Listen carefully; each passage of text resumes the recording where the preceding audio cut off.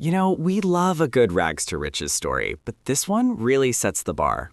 Oh, absolutely. We're talking about Santiago Arana. The guy went from waiting tables after moving from Bolivia to being one of the top earners at the agency. You know, Mauricio Umansky's firm. Yeah, the big leagues. But here's the thing, it wasn't just luck. He recently spilled the beans on exactly how he stays at the top, even when the market is, well, terrible. And let's be honest, the market has been rough lately. But Arana says the secret is realizing that real estate is a marathon, not a sprint. Exactly. He actually said, don't get into this business if you think it's a quick money kind of thing. Which is wild because from the outside, luxury real estate looks like instant cash. But he warns that you can have one amazing year followed by 2 years of absolute grind. You have to play the long game. And speaking of the grind, the last few years in LA have been a perfect storm, literally and figuratively. No kidding. You've got the high interest rates and economic uncertainty that everyone is dealing with, but in Arana's market, they also had catastrophic wildfires. Right. And on top of natural disasters, there's a new man-made disaster for luxury agents, the mansion tax. Oh, the mansion tax. That's a huge deal in LA right now. Basically, if a home sells for over $5 million, there's a 4% tax. Over $10 million, it bumps to 5.5%. Ouch. And that comes out of the seller's pocket. Arana said it's freezing the market because sellers just don't want to pay it. They're asking, why sell now? It creates this massive inventory shortage. It's just one more obstacle on a growing list of what else could go wrong. And then you have the interest rate trap. Even rich clients have mortgages, and they're sitting on those sweet 3% rates from a few years ago. The golden handcuffs, right?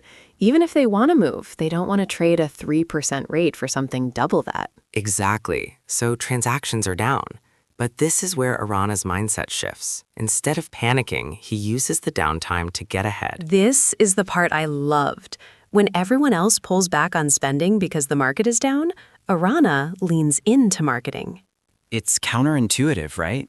But he keeps his ads in the paper even when no one is buying. He calls it consistency. It makes sense.